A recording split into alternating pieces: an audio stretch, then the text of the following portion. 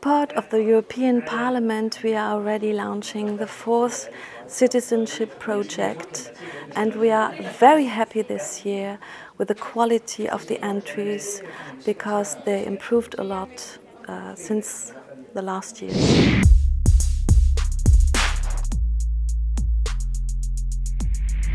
What would you think about a computer made out of wood?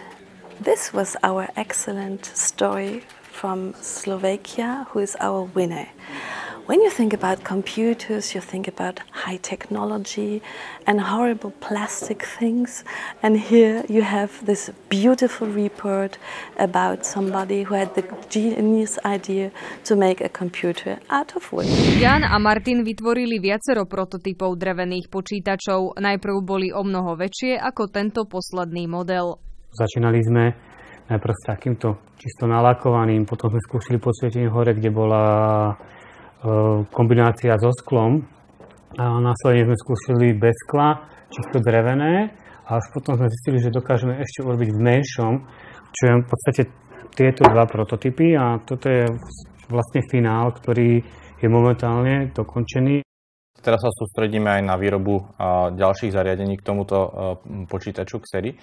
Chceli by sme vyvinúť tú dokovaciu stanicu. Vlastne je to monitor hliníkovo-drevený s automatickým nabíjaním toho produktu, aby sme tu nemuseli mať takéto káble, aby to mohlo byť bezkáblové. No a vlastne na toto používame dizajnérov a ďalších výrobcov hliníka, treba z kraja.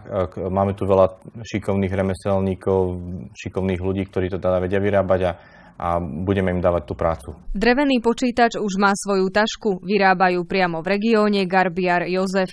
Taška je v podstate na veľkosť tak asi, že by sa tam vošla A4, zapína sa na magnetky a čo vlastne v strede sa nachádza ten Xery počítač. Vlastne je tak spravené, aby bolo vidno aj ten počítač, aj keď je to tam vložené. Tuto na boku sú nejaké vrecká, do ktorých sa nejaké veci môžu dať.